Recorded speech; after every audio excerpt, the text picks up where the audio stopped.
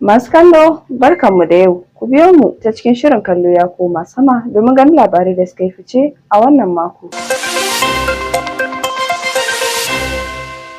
Shugaban mulkin soja a jamhuriyar Nijar, General Abdurrahman Chani, ya baiwa fitaccen ɗan wasan barkwanci na shirin daɗin kowa na Arewacin Kifo Alhaji Mato Yakubu, wanda aka fi sani da Malam na Ta'ala, tallafin Naira miliyan 27.2 don kula da lafiyarsa.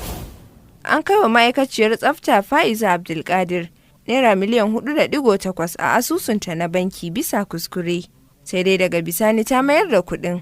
Rahotanni sun bayyana cewa sakamakon wannan gaskiyar da Faiza ta nuna, wani bawan Allah ya bata kyautar Naira miliyan 2.5. Shugaban Najeriya Bola Ahmed Tinubu ya ce bai yi nadamar zaben Kashim Shettima a matsayin mataimakinsa ba. Tinubu ya faɗi hakan ne a sakon taya mataimakin nasa Kashim Shettima murnar cika shekara 59 da haihuwa.